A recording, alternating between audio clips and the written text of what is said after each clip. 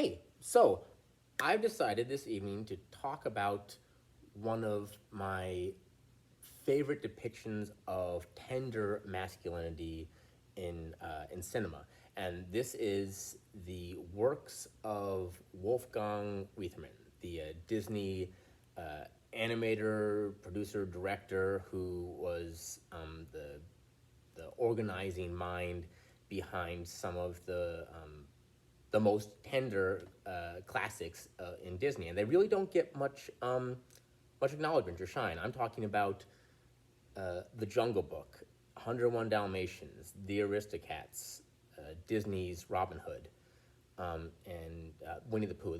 I feel there's a few others, and I'm not quite getting them. The original Rescuers, and the beautiful sequel that it inspired. So I've decided to talk about these because Reitherman's work only gets acknowledgement in that he recycled animation frames. So for you other animation geeks out there, in for example, in Disney's Robin Hood, there is a scene where Little John is dancing with Lady Cluck, and you can see, frame for frame the blocking.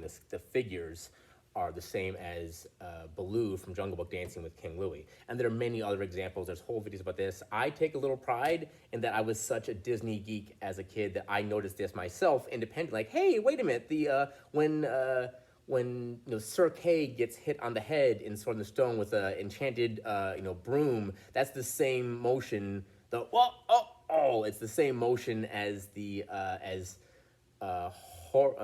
Horace or Jasper, one of the two thugs from 101 Dalmatians, getting hit in the head with a fire poker. But anyways, enough about the animation. On with the discussion of tender masculinity. I will start this evening with one of the best depictions, and also a little controversial, Disney's The Jungle Book. Now, I don't have to say anything about the obviously problematic nature of the I Want to Be Like You song. It's been talked about endlessly. I'm not going to add anything new to the discussion there. It's problematic. Enough said. The movie itself. Now, I didn't bring any script here. I work best when I just speak off the cuff. I generally play the movie back in my head. So I'm going to start from the beginning, work my way to the end, and discuss, just sort of spitball about the depictions of tenderness amongst the male characters in the movie. So, starting off, the movie starts, lovely music, the narration, beautifully done by Sebastian Cabot, also the voice of Bagheera, describing the first time he came across this Mowgli, this abandoned infant, the foundling, in the jungle. And he's, for what we see as the audience, he's just some single guy. He has no skin in the game, but he hears this baby crying, and looks at it, and as it describes as he narrates, his first impulse is just to walk away. But he's so charmed by this helpless little man cub that he and it's a very cute baby. Whoever did the voice work for that baby really just hit the nail on the head with cute baby. Oh, amazing. And he's so charmed by this infant that he wants to protect it, wants to make sure he's okay. So he comments, this man cub will need nourishment soon. Without a mother's care, and without a mother's, it's many travels to the nearest man village, and without a mother's care, he'll surely perish. But then I remembered a family of wolves I knew have been blessed with a litter of cubs. He brings this foundling to the wolves, and comments, I didn't have to worry about the mother thanks to maternal instinct. That's don't have to cover the problematicness with that. But he addresses, I wasn't sure about the father, Rana, and he Rana, I'm not sure how his name is. Again, going off my memory here. And the father, this father wolf, he's already got 6 kids himself. He's got a whole bunch of kids, and this is another mouth to feed. And he sees this man cub and is so entranced by this cute, helpless little baby that he falls in love with this child just like Bagheera did. So that alone, the fact that 2 guys, completely different motivations, one's just a single dude, one's a dad, both are entranced by this infant simply because the child needs protection. That alone is just speaks volumes about the movie universe takes for granted that men are completely capable. There's an of courseness to, of course, they see this little infant, and of course they fall in love and want to protect and care for this child. Uh, Moving along, many years go on. Mowgli's 10, 11, something like that. Incidentally, the same age as my son, so that it means more to me now watching it than it ever had when I was a kid, when I first saw it when I was that age. Uh, it turns out that Shere Khan, the tiger who hates man, um, and incidentally, fair enough, he's afraid of man's gun and man's fire. That's a meaningful concern for Shere Khan, but irrelevant. Mowgli's an innocent here, and he's hated. And there's this monster that wants to destroy him. So destroy him, whether you call it for hate's sake or just for survival's sake. There's a tiger who has it out for him and wants to kill and eat him. So it's addressed to the Council of the Wolves. Incidentally, the only ones we hear are men. That they're concerned for Mowgli, but they realize they can't keep him here. So they say we have the unfortunate duty of bringing the news to the boy's father. Rana, come over here, please. Yes, Akila.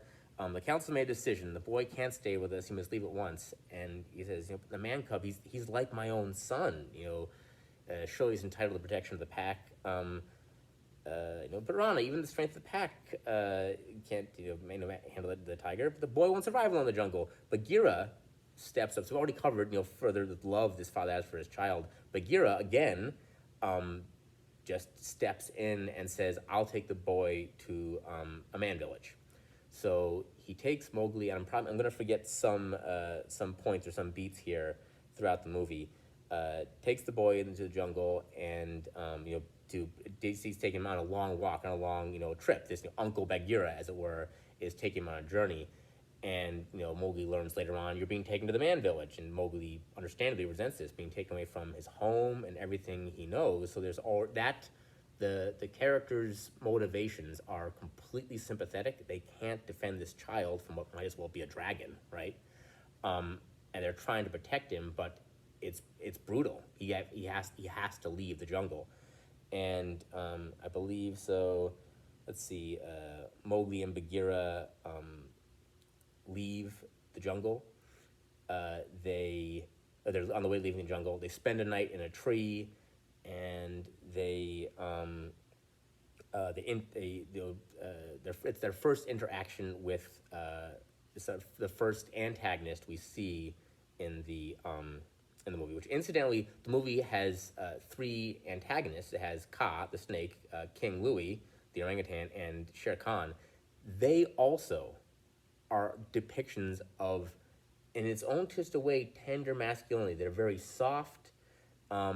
There's obviously there's the problematic nature that the characters are queer coded, but there is a soft, almost a seductive masculine nature there, particularly in Shere Khan, and also in Louis. These are all very, in their own ways, masculine beings that use their own bit of softness, but it's there to it's not selfless. So it's this soft masculinity, but it doesn't. It's for a selfish purposes, for self-serving purposes. So we interact with Kaa, who amazingly voiced by Sterling Holloway, also the voice of Winnie the Pooh, if I can ruin that for you. And Kaa is interacting with Mowgli, giving Mowgli, telling Mowgli what wants to hear. You can stay in the jungle, not telling him by being eaten. Kaa is a being. He's actually, because he can hypnotize, he has this way with words, this that seductive element. It's represented by his capacity to literally hypnotize, but that's the character. He's that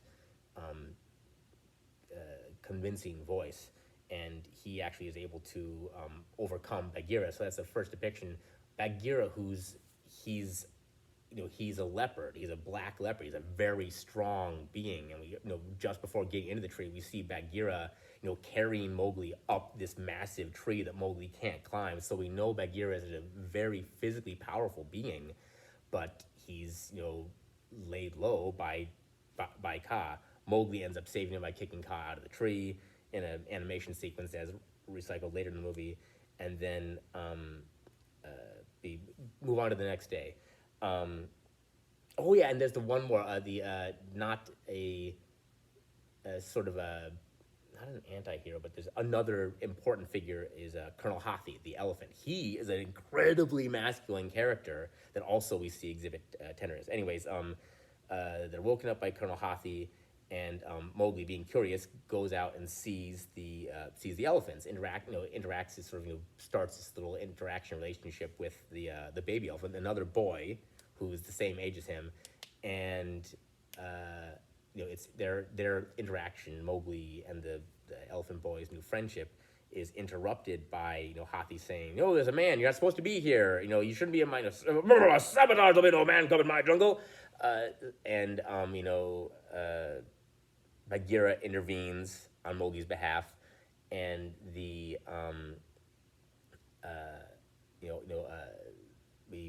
move further along, but we see before. So the interaction is, we see before Mowgli, who's standing in line with the other elephants. It's a fictional extended family group Asian elephant family structure. They don't have family structure, but it's a different kind of social structure. That's a subject for another video. But he has his family, his herd, which includes his wife and his son, and they're all standing in line in rows like they're part of a military unit. And we see him, he's very strict with all the other adult elephants. He has an expectation of strength and precision and esprit de corps, and he. But when he gets to his son, he's gentle and tender with his little boy, even though they're in a military unit. Their elephant patrol. He is gentle and tender, and understanding with his son. So that's just that again. And of course, a massive elephant that is literally, you see them walking through the jungle and knocking down trees. There's an of courseness to, well, of course he's his dad. He's this little elephant's father. Of course he's going to be, gentle and accommodating for him. After this, Mowgli leaves with Bagheera, and finally has an argument with Bagheera that he's not going to leave the jungle. And Bagheera says, "Okay, fine, deal with it. Okay, stay in the jungle." And we don't exactly know Bagheera's. We sort of, my suspicion that the framing of the story is that Bagheera was going to let Mowgli spend a little bit of time in the jungle by himself to sort of see, oh, this is tough.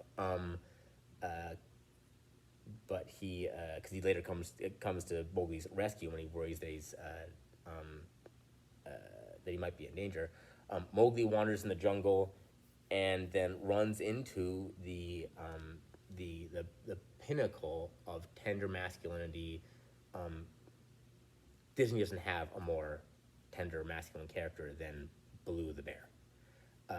He's just a bachelor. That's his deal. We see him walking through the forest, just singing to himself, scatting, jazz rhymes, and he comes across Mowgli, and his first thing is sort of bemused curiosity. Hey, what's this? He's never seen this animal before, and he's trying to figure out what Mowgli is. And Mowgli's grumpy, pissed off, go away.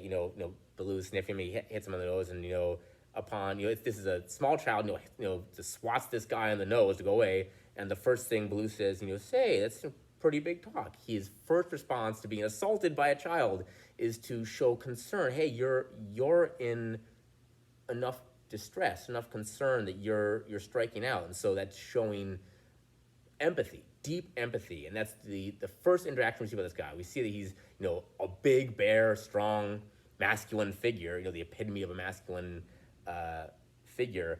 And his first interaction is to feel empathy. Hey, this kid, he's just messing around, trying to see what this kid is, and he realizes, oh, he's having a hard time. And so he interacts with him, And the first thing he hears from Mowgli is that Mowgli doesn't want to leave the jungle. Baloo not questioning the logistics. Mowgli doesn't explain there's a tiger trying to kill me, but Baloo just immediately says, "Oh, there's a kid needs to look after." We sing there's the the lovely song "Bare Necessities," explaining the number of things that are edible in the forest. Because his assumption is that, hey, this kid doesn't know how to take care of himself. He needs someone to show him, what to eat, what's safe to eat. And there's a whole elaborate song and dance with the understanding that, hey, I can help this kid stay in the jungle. And incidentally, that's what I don't know how much. I haven't read the Rudyard Kipling book in a long time. I don't know how much this was meant to be addressed, but amongst bears, mother bears teach their cubs how to what is safe to eat, what is how to break open logs, how to lift rocks to get at grubs and ants, and that's what Baloo does. He's performing a role that literal mother bears do for their cubs, just because he found this kid who needed help, and that there was it's unquestioned in the I call it the it's consistent, self-consistent in this universe. The emotional physics of this universe, this fictional universe where Mowgli and Baloo and all the characters exist, is that, of course, this guy interacts with this kid, and yeah, he doesn't question that this kid is in need and needs help. Um, Further along, Bagheera here, Baloo is teaching, after teaching him how to, how to fend himself and to feed himself. Baloo is teaching Mowgli how to, like how to box, how to fight, how to defend himself. So immediately after showing this kid how to feed and care for himself, literally showing this kid how to groom himself, like how to scratch his back, and that should also be acknowledged. It might as well be just teaching your teenage son how to shave. I'm gonna start crying. I gotta be careful not to start crying. I need which is I'm gonna save the tears for later, so I just need to keep my eyes from clouding up too much. Teach the kid how to feed himself, teach the kid how to groom himself, start teaching the kid how to fight. He's teaching him how to box, and teaches him how to roar, teaches him this is your voice to stand up for yourself. Here's a big bear roar to say, don't mess with me. And Bagheera hears this. Bagheera is concerned. He comes and sees, and oh, it's Baloo, and Bagheera is dismissive of this, dismissive of Baloo and the whole situation. And finally, Mowgli says, "I want to stay with Baloo," and Bagheera's like, "Fine, okay, this is your problem now." Well, it's the understanding that well, if he's safe with anyone, he should be safe with a giant bear. And the songs go on. Mowgli gets abducted by the monkeys, which are the sort of the minions of King Louie. The monkeys snatch, snatch and kidnap Mowgli. Baloo is immediately very enraged by this, trying to being reasonable, trying to explain, give my kid back. And the monkeys are mocking him and scatting at him as well. Sort of mocking rhymes. They'd overheard his rhyme. They're mocking him and his rhymes about how to care for yourself, and how to by extension how to care for a kid. So they're another element, the mocking of Baloo's very role in this kid's life. He just stepped into and immediately started filling in, these are things you do, as I'm just going to say, as an adoptive father. That's what Baloo is. He's as much Mowgli's adoptive father as Rana is. We'll get to that further on, but he's the adoptive father who, whether he's capable of defending Mowgli or not, he does put his life on the line. He's just one bear, not a whole pack of wolves, but he does put his life on the line, which will, again, moving along with the movie. Mowgli is taken away because he's and again, this is I'm gonna skim over the problematic elements of this. Uh, I'm not gonna say anything new about the problematic, racial issues with the whole "I Want to Be Like You" song. Um, he's brought to another jazz musician, another scatter in the jungle, sort of the opposite, that twisted, that dark side, that negative, selfish side of Baloo. Baloo is just a guy out in the jungle doing his own thing, eating his own fruit. We see Louis. Fruit is being brought to him. He's wasting the food that's brought to him, and he's just sitting there like Baloo, scatting in the jungle, wasting food. And he has all these minions, giving him accolades and everything. And Louis just wants Mowgli, not because he recognizes that he recognizes it's not that Mowgli needs to be cared for, so he takes on this role. It's that he wants Mowgli to teach him how to make fire, which to me personally, that's a whole other element that's very close to my heart, because as an outdoor educator, I teach children how to make fire primitively by friction. So that's a whole other thing that's very close to my heart, and that's again subject for another video. Um, Louis is very demanding. You can stay in the forest, but do this for me, which is something Mowgli can't even do. Mowgli doesn't know how to make fire, and Bagheera and Baloo, meanwhile, were horrified that their kid, their charge, was taken away. So they're trying to sneak up as Louis is singing the song, which I won't mention. We'll get past that, and they're trying to figure out how to get in to pull their kid out. Do I address the cross dressing? That's a whole other topic. And I'm talking about the might as well. Baloo, instead of acting to save his kid through violence, is taken up by the music. His flaw, Baloo's flaw, his tender flaw. He's not perfect at all. His flaw is that he loves music so much.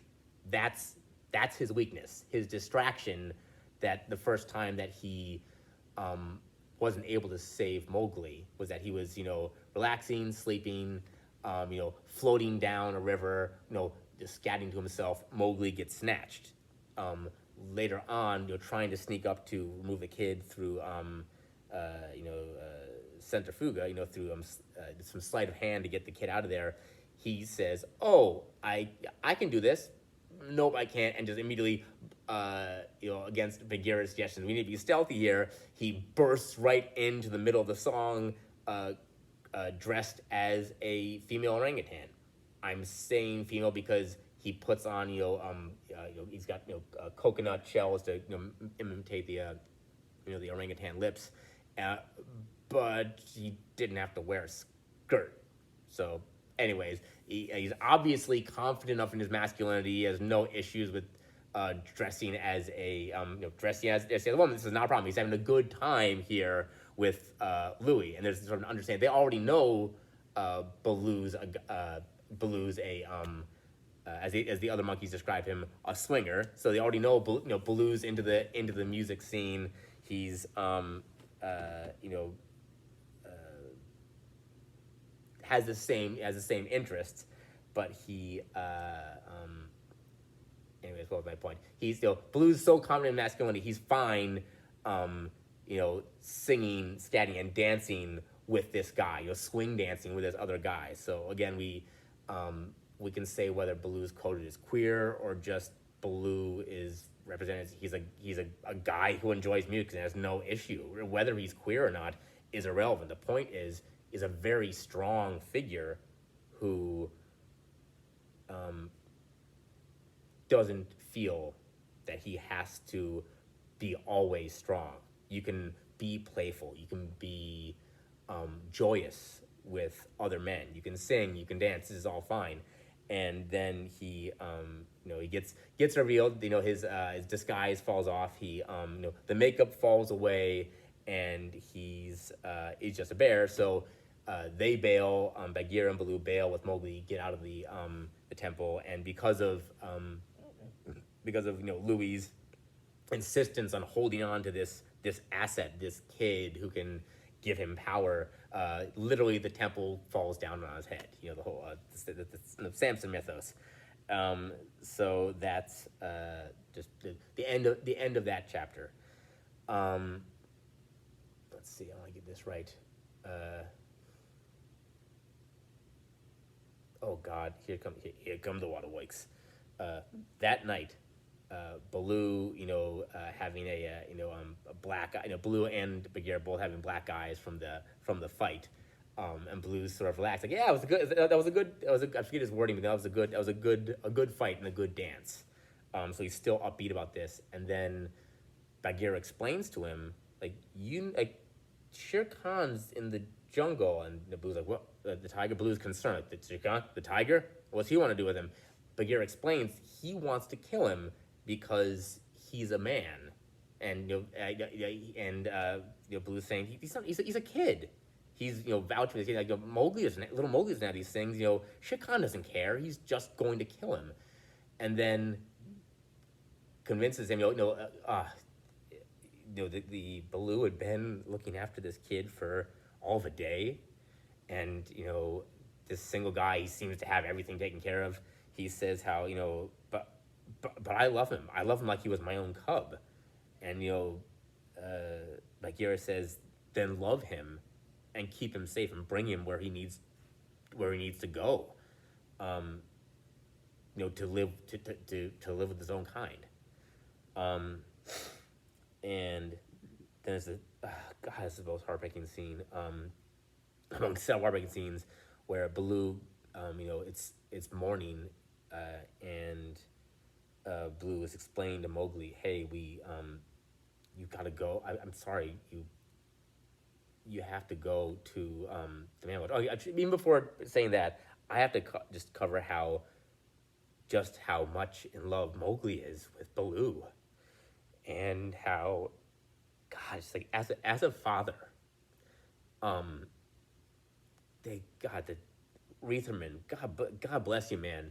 Just the way he covers the love of a 10-year-old child who has a father who is as affectionate, as unrestrainedly affectionate with him as Baloo is to Mowgli, and it's just Bagheera leaves, and Baloo says, I'll take him.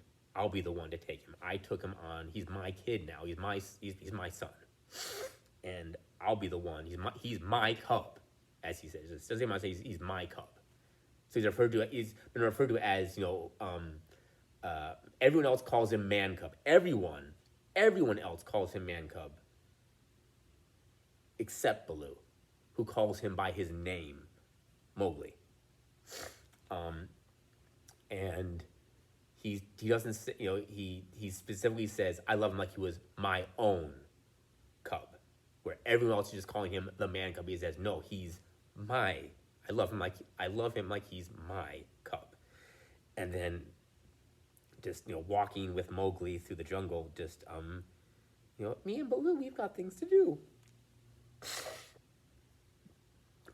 It's just he starts singing a refrain of bare necessities, and it's just you see how much it's just tearing up Baloo. And he never knew what it was to be a father, and he realized, oh, I'm actually good at it. He discovered it's a thing he wants to do, and it's really a good demonstration that it's like parenting. I've never been a mother, so I can't speak for what it is to be a mother. I can only speak as a parent what it is to be a father. And so as a parent, as a father, it's a thing that you can be good at and be flawed. Baloo is flawed. He's the dude's got some ADHD in him, but he's still a good dad to this kid. He failed and made up for his failure with song and dance, and that's a mistake he's not going to make again. And he tells Mowgli, he's trying to explain to him, like, look, we gotta go. You gotta go. Like, where are we going? It's like he holds him. He's like, Mowgli, you've got, like, listen. You've got to understand. I'm taking you back to the man village. His voice is cracking. Phil Harris doing the amazing, acting his heart out. You don't understand, Mowgli. I got to take you back to the man village. And it's like, and Mowgli is just horrified by this because someone who loved him and called him by his name and gave him, this is a way you can stay here and be part of this, and I'm here for you, in all these different ways. um, he tells, Mowgli just feels utterly betrayed, and it's it's funny, like uh, the thing that Mowgli struggling words says, you're just like old Bagheera, and that's the thing where it's their first fight, father son fight, and Baloo doesn't do anything. There's no aggression or anything. He just says, he takes some exception. No, wait a minute, that's going too far. I'm not like Bagheera. I'm not a stick in the mud. And then Mowgli runs off, and we just hear the desperation in his voice calling Mowgli. Mowgli just looking for his kid. Bagheera hears this. Bagheera comes and, like, I did, I told him about the language, and he ran off. Baloo was trying to be the responsible parent. He saw Bagheera's responsible. He knows what he's talking about. He's trying to be responsible. He dealt with the situation not the way he would have, but the way he felt Bagheera would have. And we don't, he didn't know how to break bad news to a kid. That's, he's flawed. He's a parent. He doesn't know how to. He didn't know. How do we know? How would any of us as parents, as fathers, know how to tell our son, I'm sorry? You. I haven't even thought about this. In our society, we do, as men, have to make that conversation a lot. With divorced parents and fathers who lose custody. One would have to explain, I'm sorry, you can't live with me anymore. Why? Why, Dad? That's a thing. That's a whole other. That's a whole other, deep sting. So personally, I don't have primary custody of my son. I see him every second weekend. That's a whole other topic. I don't want to delve into that too much, but that's a whole other layer of pain, and a tenderness. It's like it's not just that the character tender. It's like the movie is depicting a pain, a masculine pain. That thing of tender masculinity is that it's not just men being tender. It is the way that we are tender. The way that, that's a little tender, that's a little sore, that hurts.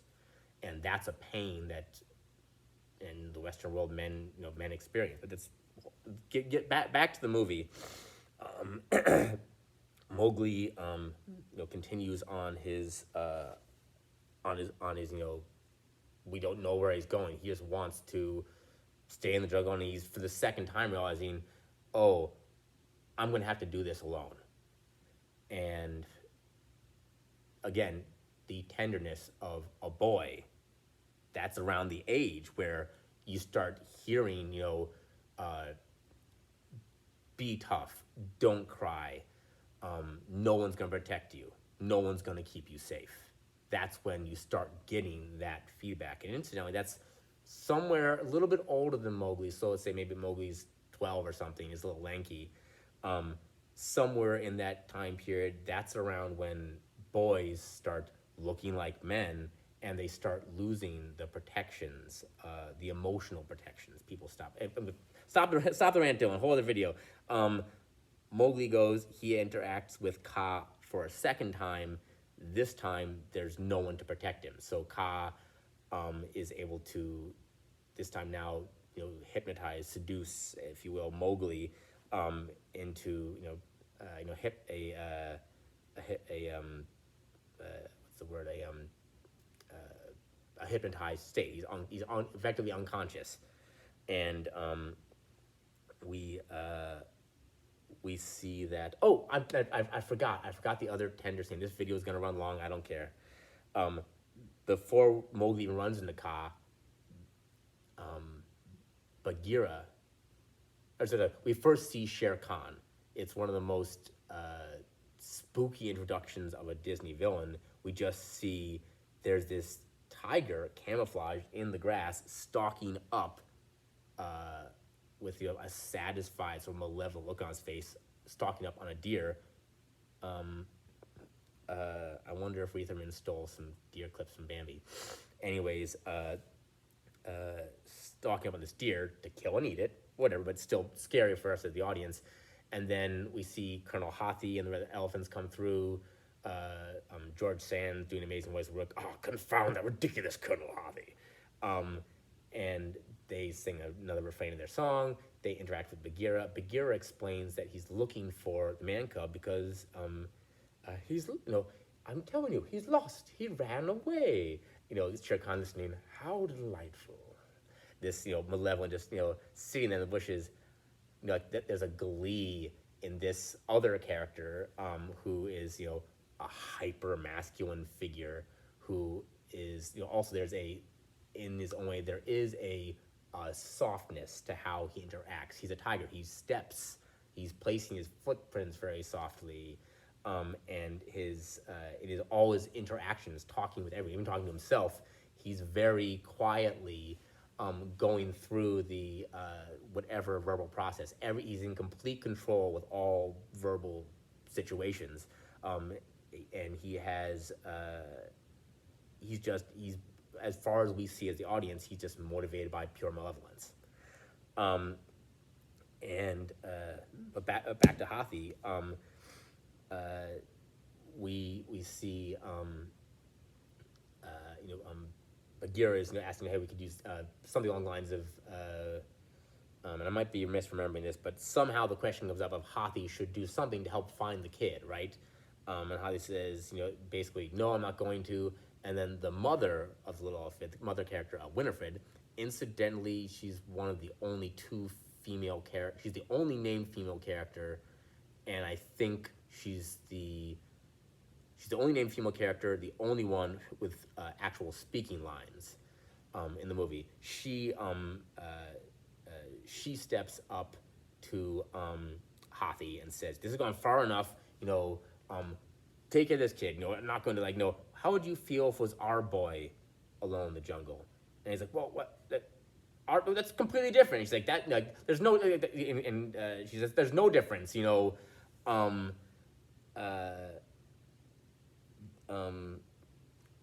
just the same.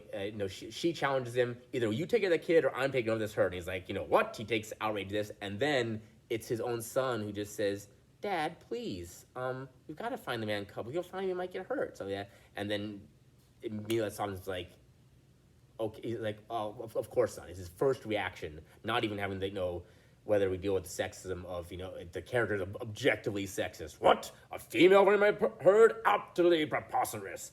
And separate from the sexism there, we're not talking about sexism, we're talking about tender masculinity. His sons lament to his father, "The man cub and I are friends." He says, "Oh, my son, my child is telling me this is the right thing. Now I will do the right thing." And then the scene ends. So that's just another depiction of a hyper masculine character in all his own, a profoundly flawed character, responding gently, tenderly. That's the one thing that makes him take down all of his facade and his literal, offensively colonial British pretension, and says, "Oh, this is the right thing to do." Moving right along, Mowgli runs into Kaa again, gets hypnotized. Kaa is interrupted from eating Mowgli by Shere Khan coming and talking with him. It's funny, interesting. Shere Khan heard Kaa, because as much of the movie as song. Kaa, his hypnotism is also in the form of song. There's that seductive nature. There's a predatory nature of the song there. So there's other aspects of it. Again, characters, a lot of the villainous characters are one or another coded as queer. That's a whole other thing. But I again would willing to also add if you're gonna say that King Louis or Ka or Shere Khan are queer, you gotta also say, hey, what about Baloo? So whatever. Everyone is in this is queer. Who cares? The point is we're talking about men. Shere Khan hears this music. He doesn't have any songs. He interrupts. He even literally, as Ka is trying to hypnotize Shere Khan, let me show you what works. Trust me. Oh, I can't be part of that sort of thing. So he just disrupting, like completely stops interrupts the song right in the middle, and then Ka, Ka loses focus. Shere Khan leaves. Mowgli escapes and then runs off. Next scene, Mowgli is just in this burnt out landscape where there are just these four vultures, proxies for the Beatles. I think they originally wanted to have the Beatles voice over the characters, but they couldn't get them. It's these guys just single guys just messing around while they're bored. They see Mowgli, they go over, they start clowning around, saying, "Hey, what is this kid? Look at him, he's like a stork. He's got long legs, he doesn't have a beak." And they're messing with him. He's just really sad and like, go ahead, make fun of me. I don't care. And they say, like, "Wow, we really hurt his feelings. Let's do something show that they all recognize." There's single adult men are just climbing around with this kid. They don't know they're hurting him.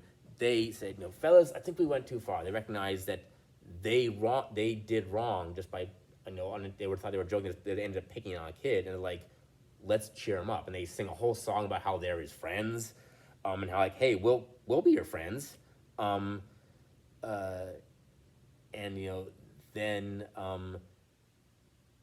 then their song and dance brings in the danger, brings in Shere Khan, and he steps up, and they figure out, no, run, Mowgli, friend, run, friend. They don't call the thing is they don't call him Mowgli or Man Cub. They call him friend. So that's a whole other thing that there's nothing. They're vultures. There's nothing they can do to stop Shere Khan, and actually, that's the one time we hear Shere Khan sing. George Sands with his deep baritone. They're singing a song about how that's what friends are for, and he jumps in, that's what friends are for. Jumps in mockingly to say that's what friends are for when he's gonna kill and eat this kid. And they tell him to run, and Mowgli doesn't know the danger he's in. He's a boy. He's a child who's been protected one another, and nothing he does at this point is going to protect him from Shere Khan.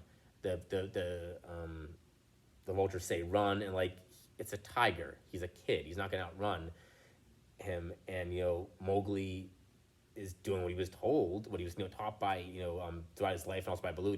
Be brave. He doesn't understand that he's run. Why should I run? And Shere Khan, in a sort of twisted moment, has some admiration, like, huh, look at you, like really, you're not scared of me, huh?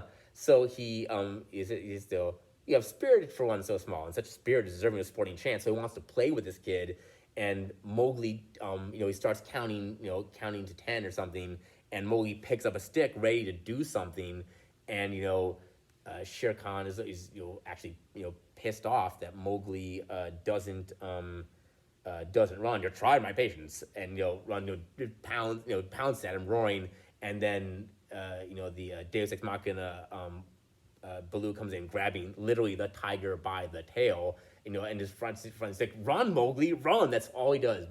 He is not a match for this tiger, but he's willing. That he doesn't have any. We don't have any expectation that he's going to be able to handle this tiger. He just wants to keep his kid safe.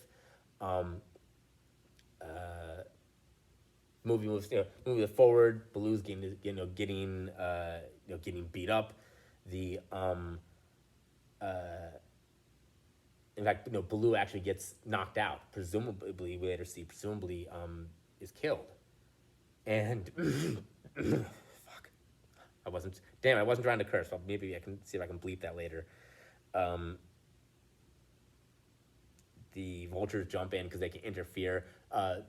Lightning strikes. Again, Deus Ex Machina. The second Deus Ex Machina, lightning strikes.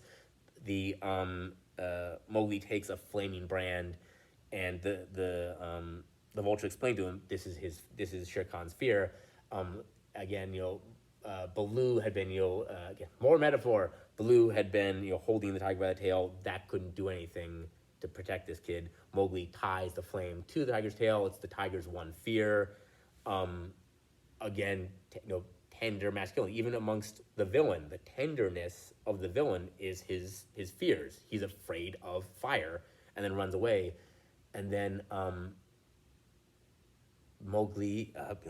Bagheera comes and Mowgli is interacting. I mean, let's go away. The whole wake up, dad scene in Lion King. I mean, that had happened in Jungle Book beforehand. Wake up, Baloo, please wake up. And there are tears. Bagheera gives this beautiful soliloquy about Baloo and his greater love hath no man than he who gives his life for a friend. And there's that whole you can refer to, I say, Baloo's Mowgli's friend, like, well, he's his adoptive dad, foster dad, whatever you want to call it. He's being a dad there. And that's there's this acknowledgement from Bagheera, the stick in the mud, of the obvious love that Baloo had for Mowgli. And then funny happy scene. Baloo wakes up. He was just knocked out, and the Mowgli and Baloo decide, they're just going to live in the jungle. And then the only other female in the movie that's lines is the girl, the village girl, who they made a sequel back in the 90s. Man, I forget what the character's fleshed out a lot more. She doesn't have any. She has a song, but she doesn't have any lines. Mowgli had never seen a girl. He's entranced. It's the first time he's seen his kind. He's seen another human, and he's just entranced. And we see this kid just fall in love. That's his interaction. We haven't seen any kind of, all of the love we've seen throughout this whole movie has been the mother wolf for her kid. It's funny, they never return to that sort of. Maybe that's a lot of question about Reitherman's work, but anyways, it's between no, sorry, we do see love mothers. We also see the mother elephant, but anyways, we see all this love. We don't see limerent. We don't see anyone being in love. And Mowgli is just entranced by this girl, and she sings a story about again, the videos have been done on gender roles and their problematic nature. I'm not talking about that. We hear the girl talking about stories of expectations of her as a girl, of her future husband as a man. She's alluding that these are roles that you could fill in. She's a first person human she sees, stating she happens to the song she's singing even before she sees Mowgli is about expectations of manhood. Instantly referring to men as the song is my father's hunting in the forest, and Mowgli sees this, is entranced. She accidentally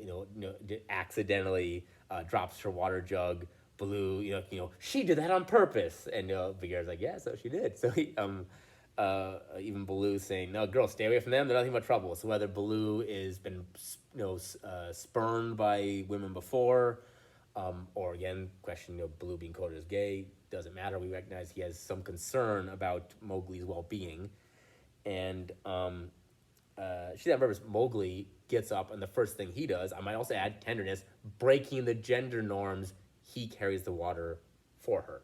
He doesn't know that that's not what's expected of him as a man. He just like he's trying to be helpful. So another like, hey, is this jungle kid who is just trying to be helpful? That's his first interaction with another human, is trying to help. And then there's that acceptance by Baloo that like, oh, he's that's where he is, but also the recognition that is what's right for him. That's the place he's supposed to be. And him and Bagheera leave. First time we see Bagheera sing, and the movie ends. So that's I've talked for 50 minutes. I've almost talked as long as the movie. I just think it needs to be acknowledged that there are, and I'm going to cover the rest of the movies. Maybe I'll go faster. Take a little more time with them. But I really think it needs to be acknowledged. There's so much talk about toxic masculinity, problematic masculinity. There is just a general and echoing void of descriptions of, hey, young men, this is what is good. This thing, that is what's good in men. And it's the absence is shameful, utterly shameful, that we're not telling our young men, not telling our grown men, hey, this is what we like to see. This is good. This is good. This is what we want to see. Every boy has heard, these are the problems with men. These are the toxic elements of masculinity. What do you expect boys to think if they're not given positive role models? We can say how awful, different men are. Just point to history. We can list bad individuals, bad actors throughout history. We can point to bad actors throughout stories. Why are we not celebrating the role models that men need? So I'll end on that happy note, and I look forward to covering the rest of the movies. Good night.